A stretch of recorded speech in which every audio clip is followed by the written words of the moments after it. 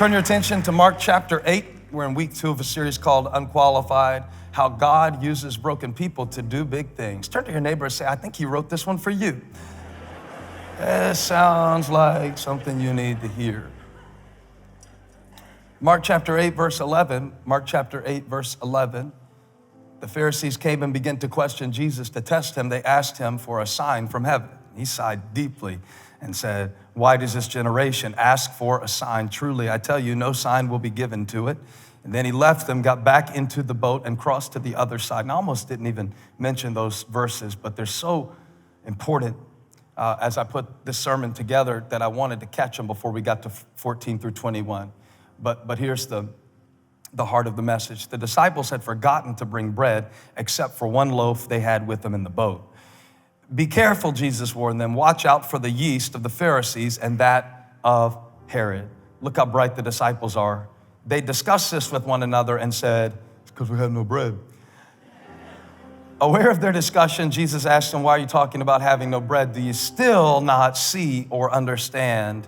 Are your hearts hardened? Do you have eyes but fail to see and ears but fail to hear? And don't you remember? When I broke the 5 loaves for the 5,000, how many basketfuls of pieces did you pick up?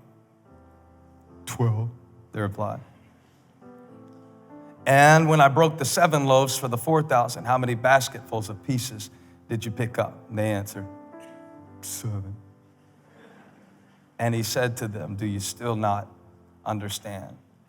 When I broke the loaves, how many basketfuls of pieces did you pick up? Don't you remember the pieces? I want to speak today from this subject, piece it together. Piece it together. And on your way down to your seat, ask your neighbor, do you still not get it? Do you still not get it? You may be seated. God has a calling for your life, but you're going to have to piece it together. And my main reaction to the text is essentially one of disbelief that the disciples could have seen all that they saw and still not see what was right before their very eyes. I mean, don't you get it? There's not really an excuse. I don't want to come to their defense that they're sitting in the boat with the one who just performed 2 massive miracles, and they're still worried about missing pieces. Apparently somebody didn't do their job, and so there's no lunch for the disciples. So Jesus is teaching a lesson to the disciples, and he's trying to take them to the next level of their awareness and understanding of who he is, what he came to do. As he does it, he uses an analogy comparing yeast, which is the self-righteousness of the Pharisees, who he just left, comparing that self-righteousness to the yeast that is in the bread, and how if you allow yourself to get a little self-righteous, it's just a matter of time before it takes over every area of your life. And well, all they hear is bread. And so immediately they start to argue. Some scholars would say that the verse is actually incorrectly translated in English. Instead of saying it is because we have no bread, they were saying something like, more like, why don't we have any bread? Like Peter, Andrew, whose job was it to bring the bread? But regardless of the construction of the question in Koine Greek, I think we can all relate to the premise that life is largely about recognition. And I'm realizing more and more the importance of recognition in my day-to-day life. Recognition of what is right before you often. And when we read the text, it's easy for us to almost see the comedy in it, that Jesus was trying to talk to them about the yeast of self-righteousness, and they're thinking about wheat and rye and pumpernickel. But it's really not fair for us to do that because, we have a benefit that the disciples didn't have. For one, they did not know that they were the main characters in Mark chapter 8, verses 14 through 21. You do realize that when people were writing the Bible and where people were doing the things that were written about in the Bible, they didn't know they were going to end up in the Bible. Okay, so they weren't thinking, boy, this is going to be a cool story that they're going to preach about at Elevation Church in 2016. And we see it a little differently because we're looking back on it. Have you noticed how many things look different when you're looking back on them? And how difficult it is to see some things while you're going through that you can see clearly when you're looking back. Talk to me. This is why it's so easy for you to give advice to a teenager, but it was hard for you to be one. You sucked when you were one, but now that you have one, you can tell them what? The big picture. That's the other benefit we have. The disciples were inside the frame. It's kind of hard to see the big picture when you're in the frame. So it's easy for you to see what they should have seen when you're not going through what they were going through because they were worried about lunch. And a lot of times in our lives, I think we don't recognize the big picture because we experience life in pieces. Two groups are contrasted in the scripture.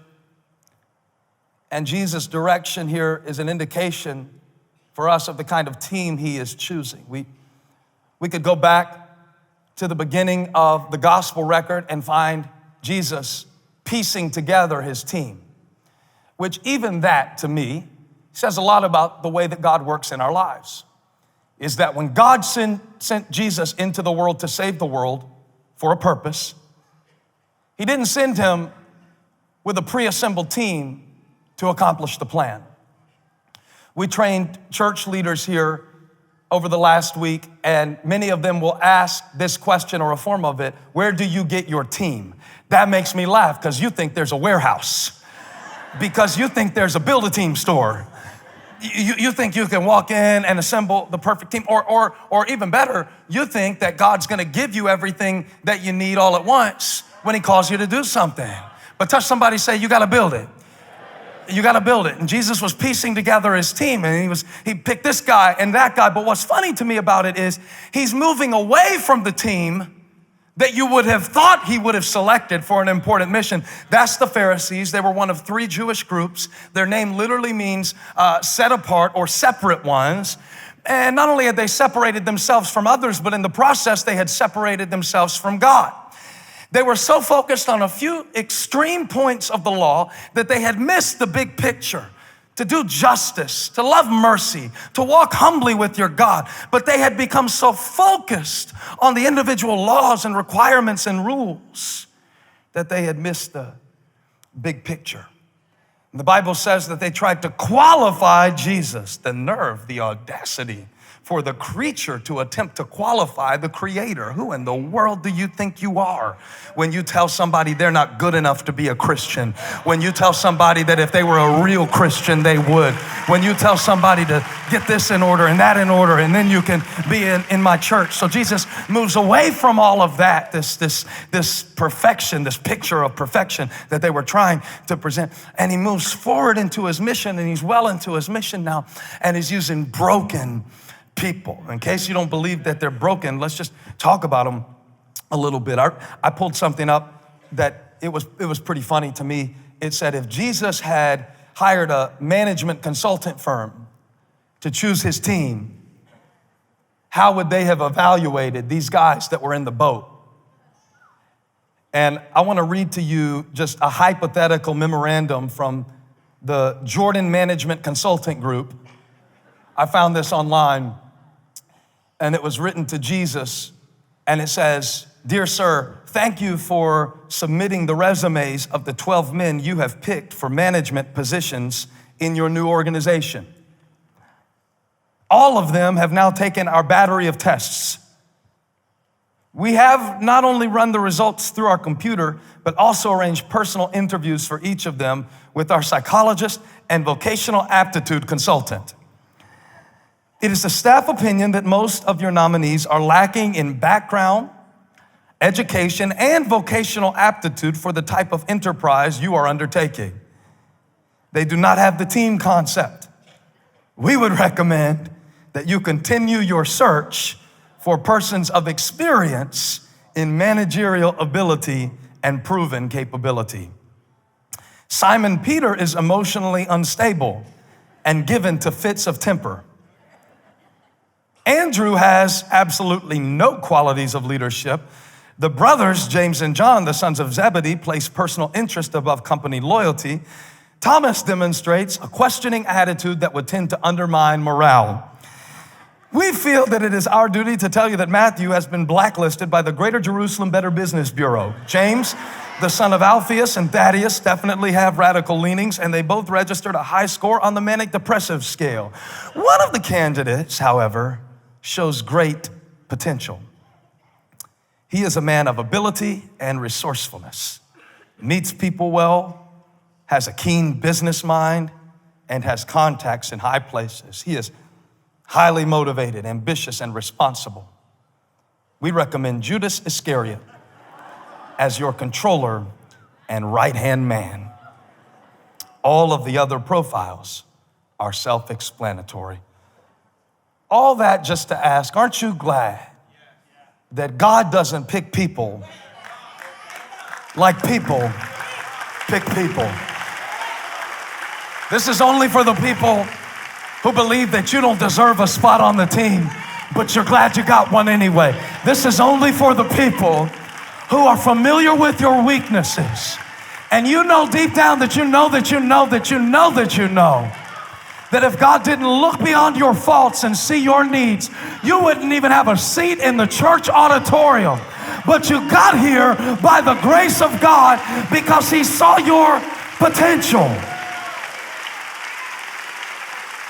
If you're bold enough, look at your neighbor and say, I got potential. I got potential. I got potential. See, Jesus wants His disciples to see the potential. And I found out that a lot of people are so quick to recognize what's missing that they miss what's possible. Can I break this down? Can I? Because I really want to. Because I really want to show you what I studied. Because I really wanted to show you that they're talking about bread, but Jesus said, I am the bread of life. You don't need to worry about who forgot about the bread. I am the bread. If I'm in the boat, you're going to have all you need. I am your potential. I am your possibility. I am your future. I am your hope. I am the bread of life. But it's possible that you have become so familiar with your weaknesses that you can no longer see your potential. In many ways, you see what you choose to see. You see what you choose to see. It was about 2004 when I was speaking at a youth camp, and Holly told me after one of the sessions on a Wednesday night at the youth camp, it's time. It's time to start the church that God put in your heart when you were 16. It's time. She could see that God had given us some people that were in our lives for a purpose. And she said, it's time. She could see it. I wasn't so quick to see it because all I could see was what I didn't have.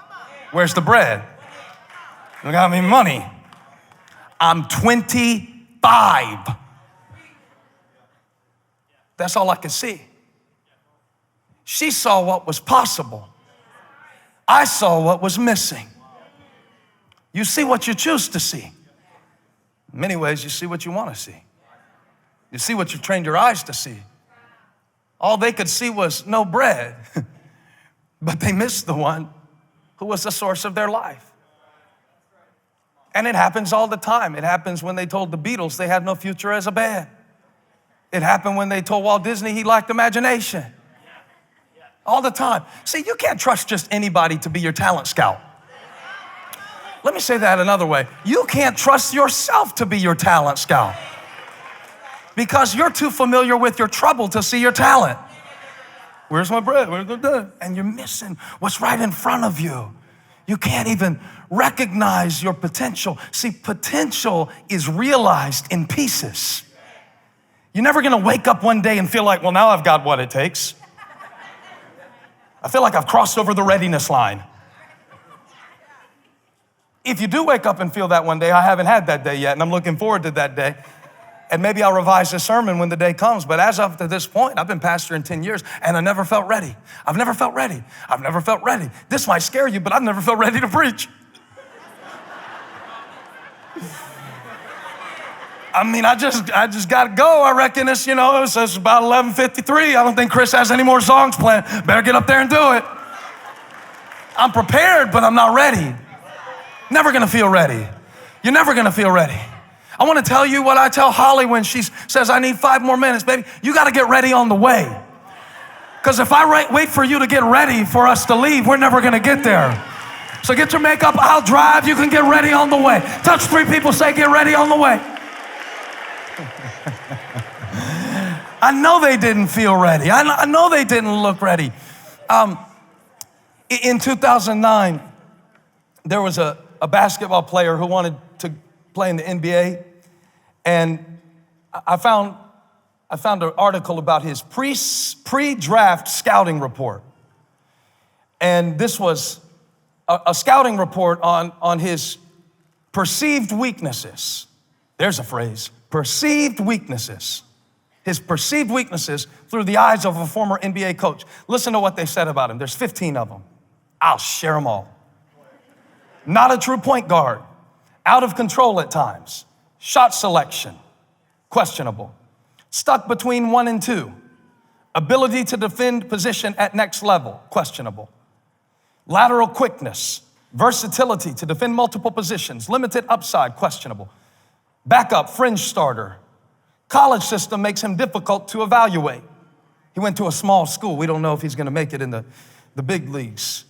Average athleticism, average size, average wingspan, frail frame, relies too heavily on outside shot.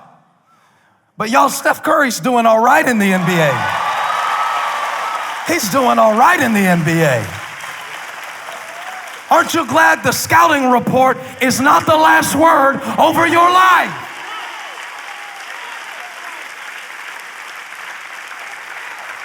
All of those things might have been true. All of those things might have been true. But now that we're looking back, we can see what they couldn't see. We can see Mark chapter 8, verses 14 through 21. We can put the pieces together. Listen what the Warriors coach said. He said, I hope that scout is no longer evaluating. Touch somebody, say, you need to fire your scout. You need to fire your scout, Moses. They're gonna keep you out of the promised land, talking about the giants and forgetting about the grapes. You need to fire your scout. Listen what the GM of the Warriors said. He said, what people who didn't like him didn't see is that he's a tremendous worker and cares about the game. If you look back, he has gotten better every single year. And if you liked him back then, you saw a glimpse of what he could become. God likes me. It took me a while to figure that out because I thought he needed me to be like the Pharisees. I thought my life was too broken because I think like this and respond like that. But I found out he likes me. I found out he likes me. If you liked him, you could get a glimpse of what he could become. Some of you can't see what you could be because you don't like who you are.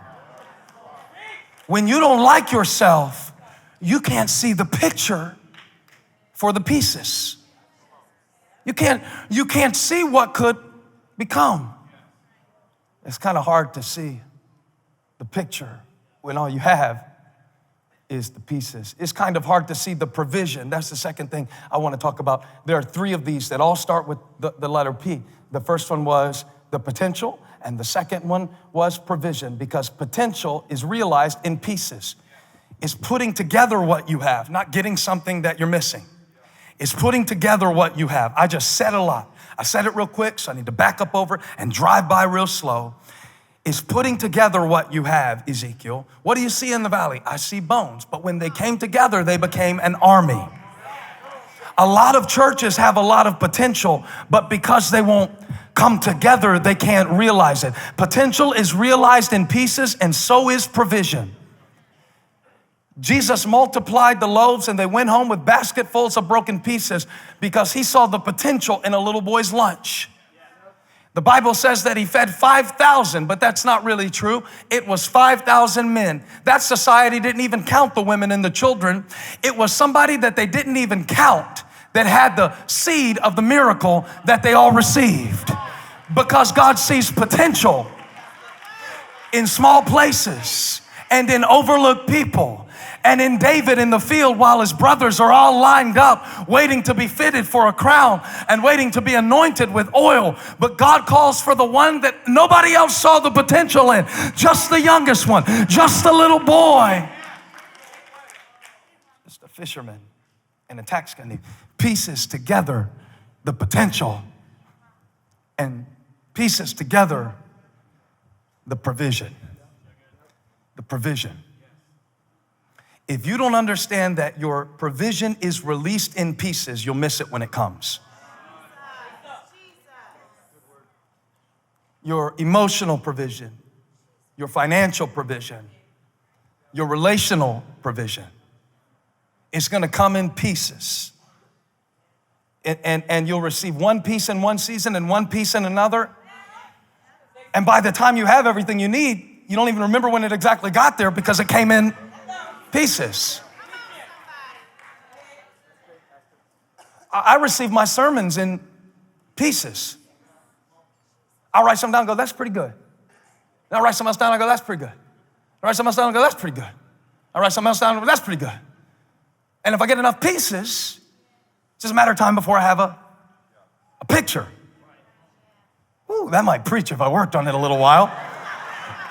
It comes in pieces. But the pieces don't look like the picture. So what happens is you get stuck on one part of your life where there's a missing piece. We don't have any bread. One part, bread is sitting in front of you. We don't have any bread. You're stuck on one thing. Feel horrible about yourself, stuck on one thing. Kicking butt in 15 categories, making a C- in one.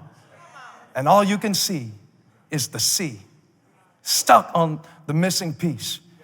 Confession time, I was not the best dad this week, okay? Not anything bad that I did. I slapped my kid across the room. Might have thought about it once or twice, didn't do it, thought about it before, hadn't done it yet. It wasn't like that. I was just busy. I released a book, I preached, I traveled, I preached, I trained, I got sermons and things. I'm out everywhere. So this week, I don't feel like I was like the best dad. I mean, I don't feel like I knocked it out of the park as a dad this week. Graham had his first baseball practice for the year. I didn't take him to baseball practice. Somebody took him, I didn't take him. He got took. But I didn't take him. But guess what? If I don't sell a book, he doesn't have a bat. So this week I gotta sell some books so you can have a bat. And next week I'll watch you swing it. Tell somebody, piece it together. I'm not gonna win at everything all at once. I'm not gonna be everything to everybody all at once. But my provision comes in pieces. So I'm gonna be an excellent dad this week. I'm gonna take him to school, at least one day out of the week. I'm gonna get that right. I bought something, Elijah, you don't even know I bought this yet, but and I told Miss Amy to keep it.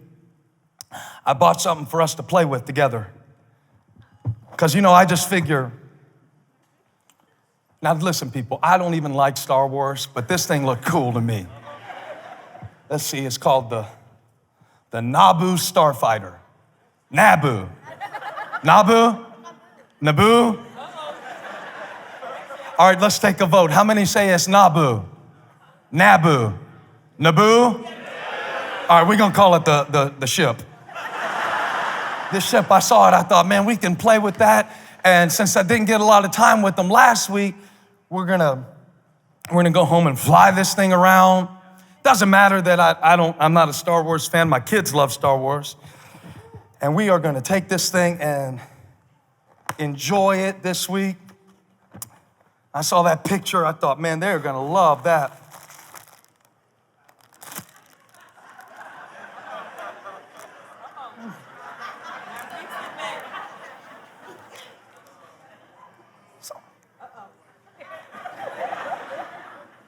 I'm sorry, man. think they sold me a broken ship.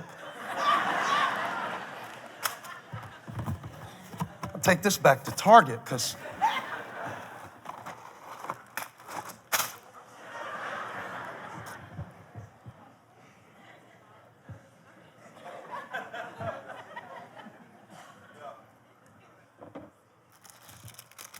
am I supposed to?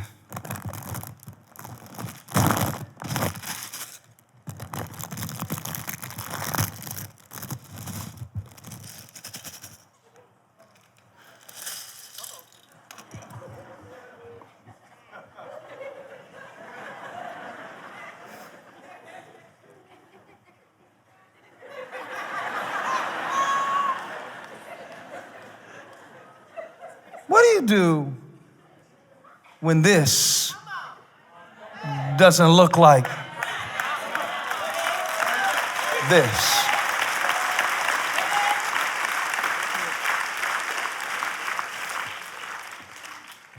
What do you do when the pieces don't look like the picture? When the process doesn't look like the promise. Man, this is ridiculous. Look at this thing. I bought a ship. $69 ship. Look, it's got holes in it too. I didn't pay $69 for this. That's not what I pictured. But maybe it's in pieces on purpose. Abraham, come out of your tent and count the stars if you can. Okay. Now, as the stars are in the sky, so shall your descendants be. He's got the picture. But then, everybody say, but then. See, God will show you the picture, and then he'll hand you a piece. What am I supposed to do with this? This is essentially what the first year of marriage is like, by the way. It's when you had a picture, but you got a piece. All of the newly married people, you should look highly confused at this point in the sermon. Like you don't know what I'm talking about. This is what parenting is like too. Because you have a picture of raising children. I'm gonna raise a world changer. Okay. Change a diaper. Come on. Come on. Come on, I'm preaching, Donna. You know what? I'm trying to get you to see that you can't judge the picture by the piece. You can't judge the picture by the piece. Some of you are giving up on your picture because you're looking at your piece. But if you get enough pieces, I said if you get enough pieces, if Jesus said, don't you remember the pieces?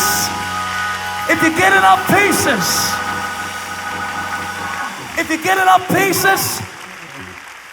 and you have hold on a second. I'm glad I got one of these, because this is going to show me how to make the pieces look like the picture. Shout somebody. Touch 5 people, tell them it's coming in pieces. It's coming in pieces.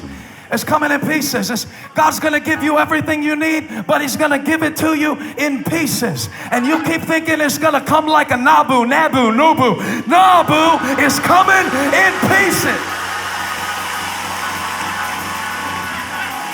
Pieces. Pieces. God said, bring me your pieces. I know what to do. It's in pieces on purpose. All kind of pieces. All kind of pieces. I realize this thing isn't broken. But see, it looks broken, but it's broken in a way that I can build with it. God said, I put some deficiencies in your life because I want you to learn how to be interconnected with others.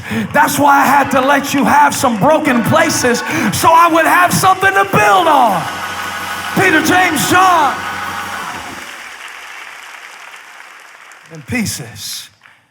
It's in pieces. A lot of churches don't realize their potential because they want to have people with all the same sized pieces. But God said, when I stocked that box, I put in all kinds of pieces. Fat pieces and skinny pieces and long pieces and short pieces and yellow and black and white.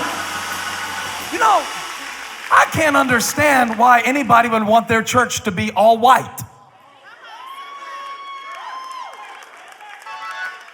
Or all black. Because for what I'm building, I need a lot of different colored pieces. I don't just need one color. I don't just need one type. Woo! Woo! The power of the pieces. Don't you remember the pieces?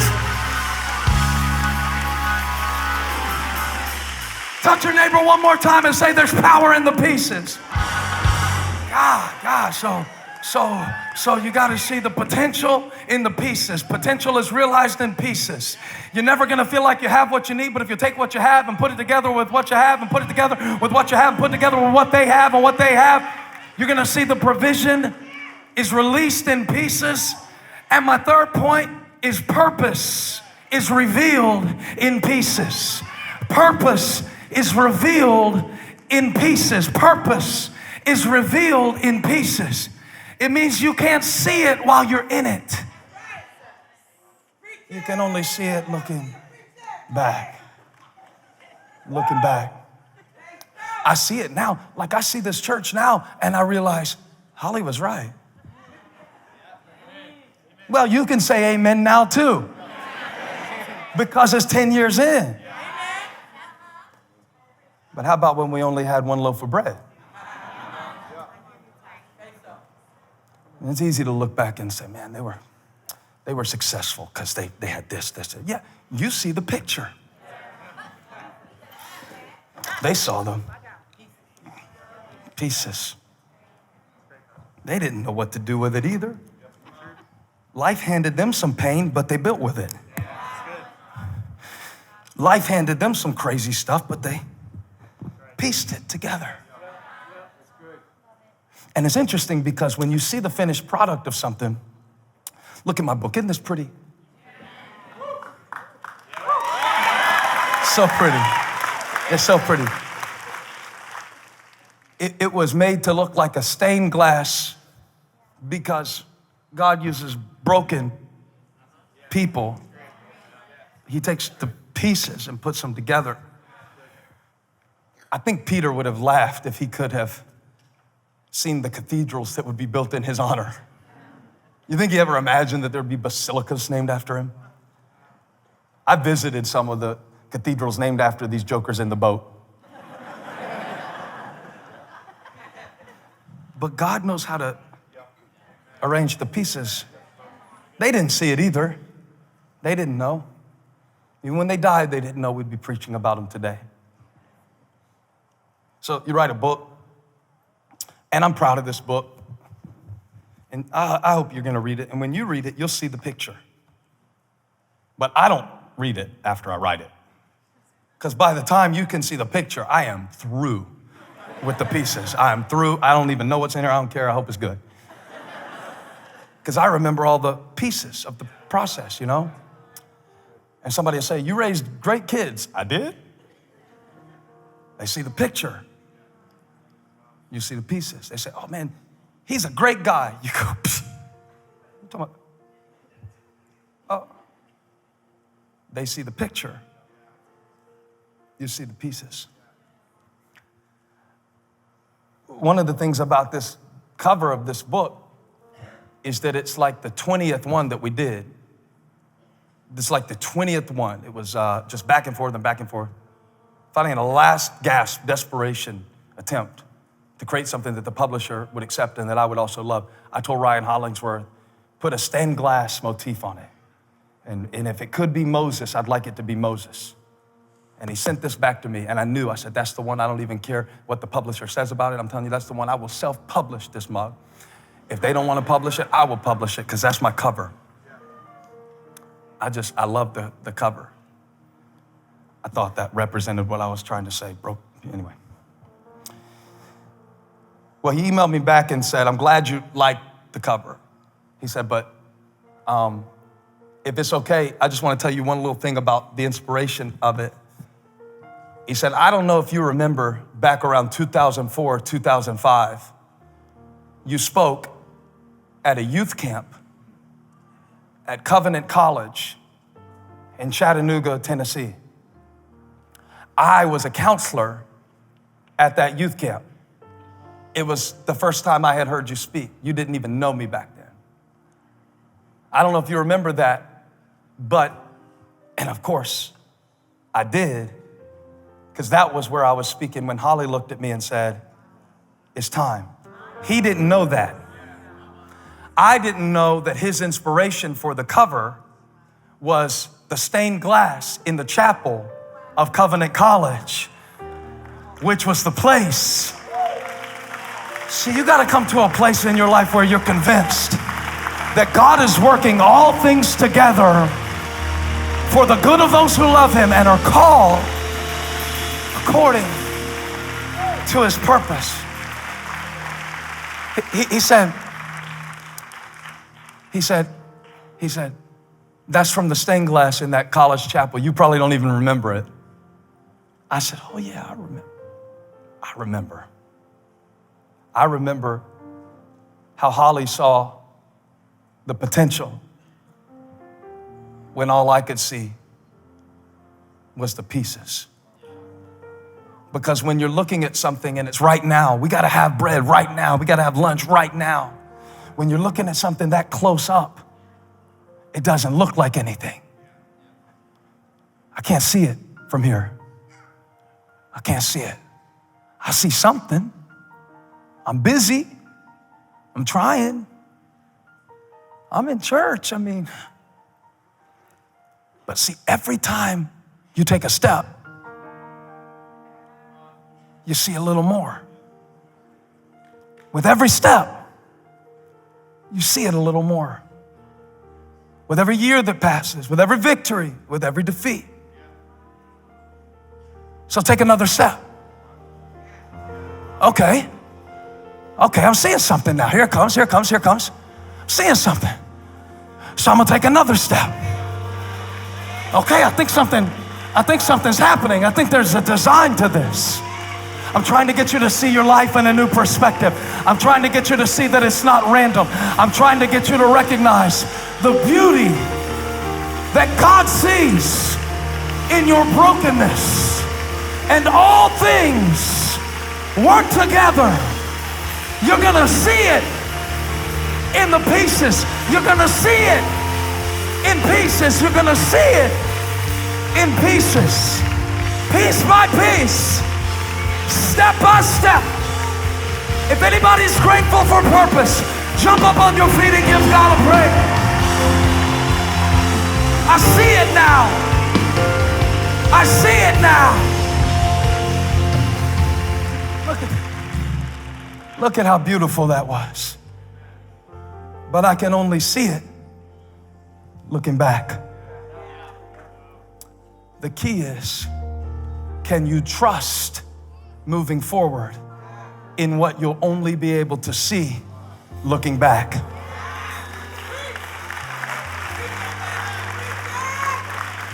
I'm in this boat. I don't have any bread, but now last time he fed people, and last time he fed people, and last time he saw me through, and last time I'm gonna piece it together. purpose, provision, potential is in you. It's not a missing piece that's keeping you from seeing God do big things in your life. It's your ability to recognize the big picture in the little pieces. The Pharisees wanted a sign. They said, we need a sign, we need a sign. Well, he was fulfilling the prophecies. He was speaking the word. They just couldn't see it in pieces. We can see it now. They couldn't see it. The disciples were so worried about bread, but it's not about the bread. It's not about what you don't have. It never was. It's not about what you can't do. It's not about what you did. It's about seeing the potential, the provision, and the purpose in your broken pieces. Can I give you a word of advice? Bring him your broken pieces. You'd be surprised what he can do with broken pieces. I need all the broken people who are believing God for blessing in your life to lift your hands and open your mouth and give God a praise. Hallelujah!